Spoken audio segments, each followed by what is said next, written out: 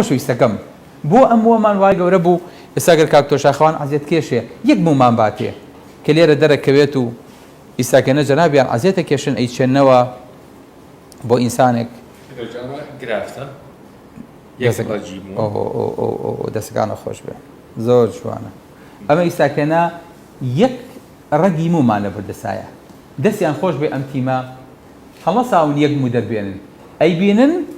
مووەکە بە کاملی لە ڕیشەوە دەرهاتووە بۆچی ئەبێ ڕیشەکەی لەگەڵا بێ چکە مووەکە بەبێ ڕیشەکەی ناژی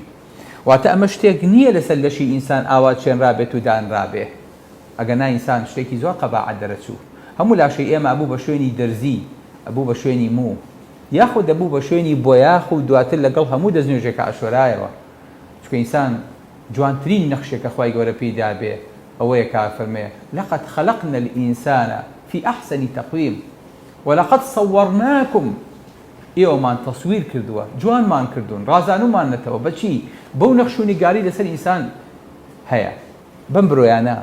بەم برژانانە بەم ڕیش و سمێڵە بەم قژە یەکێ لە گەورەترین کێشەکان کە خوشکارمان تووشێ بن لە کاتێکا عیلاجی کیمیایی وەرەگرن خوای گەورە هەمووتانی لێ بە دۆخا ئینشاء الله و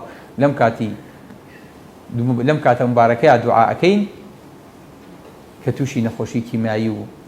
تووشی بەرکەوتەی کیمیاوی نەبن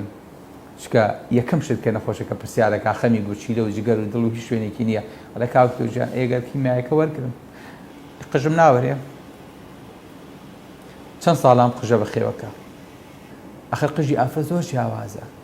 قژی ئافرەت تیرەکەی نیوەی قژی پیاوە تەنان ژن و پیاو لێوەشا لێک ناچن قژی ئافرەت ناسکە دڵی زۆر پێی خۆشە وەکو پیاو نییە بەکەیفی خۆی ئەیتاشێ ئەی هەڵێتەوە مشکلی نییە پیاو بەڵام بۆ ئافرەت زۆر قەباحەتە